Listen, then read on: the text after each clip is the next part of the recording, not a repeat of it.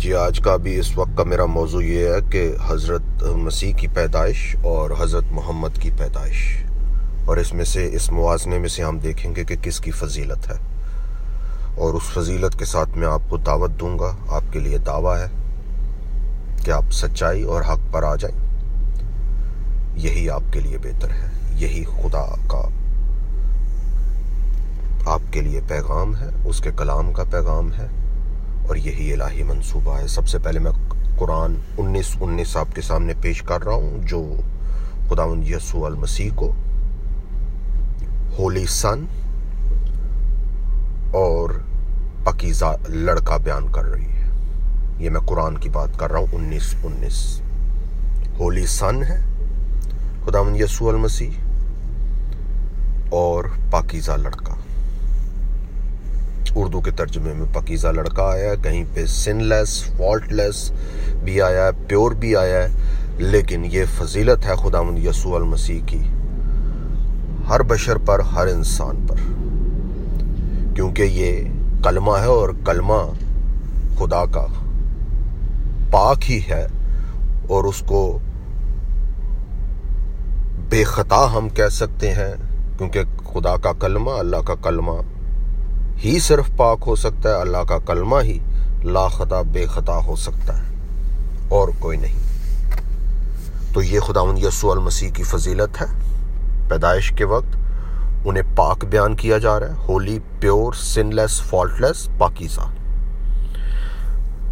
اور حدیث بھی ہے ہمارے سامنے، صحیح البخاری والیوم 4 ہے 641، جس کے مطابق تمام انسانوں کو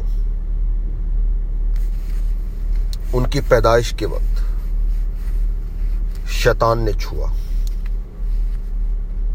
ماں سوائے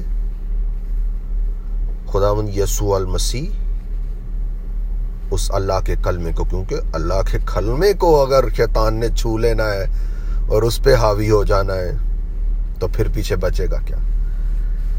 تو خداوند یسوع المسیح کو شیطان نہیں چھو سکا، اور جس بطن میں وہ آ رہا ہے اس حضرت مریم، ان کو بھی شیطان نہیں چھو سکا. یہ حدیث آپ کے سامنے ہے. یہ خداوند یسوع المسیح کی فضیلت ہے پیدائش کے وقت. جبکہ دوسری طرف ہم دیکھتے ہیں حضرت محمد ایک انسان کے ارادے سے، ایک جسم کی خواہش سے پیدا ہو رہے ہیں، جسم کی لذت سے، ماں اور باپ کی خواہش اور ارادے سے، ان کی ہم بستری سے، سیکس سے. یعنی اس میں مرد بھی ہاتھ لگا رہا ہے، اور جہاں ہم نے حدیث میں پڑھا ہے کہ باقی سب کو شیطان نے چھوا، تو یہاں پر شیطان کا چھونا حضرت محمد کے لیے بھی ہے، اور پھر وہ ایک خون کے لوتھڑے کی شکل میں آ رہے ہیں.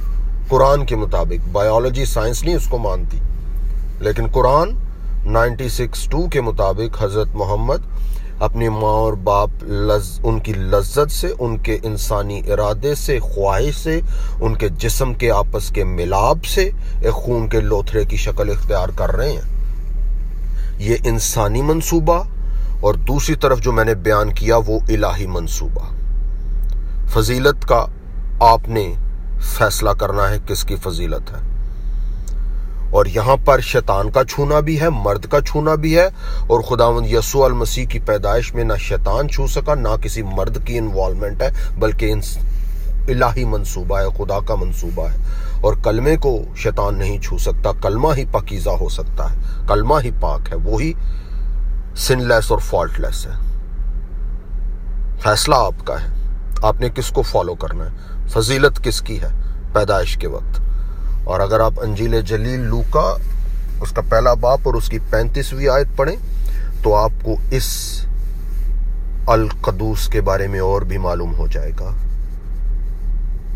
کہ جسے نہ شیطان چھو سکا، نہ کوئی مرد چھو سکا، اور یہ الہی منصوبہ ہے، اور خدا کا کلمہ اس بطن میں آ رہا ہے، اور اس کلمے کو بالکل برحق ہے کہنا کہ وہ مولود مقدس ہے، وہ القدوس ہے، اور اس کی اس قدوسیت کی وجہ سے، پاکیزگی کی وجہ سے وہ خدا کا بیٹا بھی کہلا رہا ہے. اور فرشتے نے جواب میں اس سے کہا کہ روح القدس، پاک روح تجھ پر نازل ہوگا، اور خدا تعالیٰ کی قدرت تجھ پر سایہ ڈالے گی، اور اس سبب سے وہ مولود مقدس خدا کا بیٹا کہلائے گا۔ وہ کلمہ جو قدرت کل ہے، خدا تعالیٰ کی قدرت ہے، وہ جب جسم کی شکل میں ظاہر ہو رہا ہے تو وہ مقدس خدا کا بیٹا ہے، القدوس ہے۔ اس میں کوئی خطا نہیں، وہ پاک ہے، وہ پاکیزہ ہے، وہ پیور ہے، نہ اسے شیطان چھو سکا، نہ اسے کوئی مرد چھو سکا،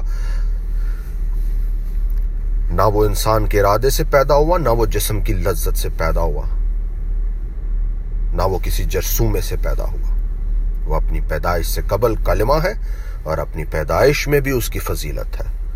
یہ حق اور سچ کا کلام آپ تک پہنچا ہے، فیصلہ آپ نے کرنا ہے۔ میں آپ کو دعوت دوں گا، جس کی فضیلت ہے اس کے قدموں میں آ جائیں۔ خداوند آپ کو برکت دے، آمین۔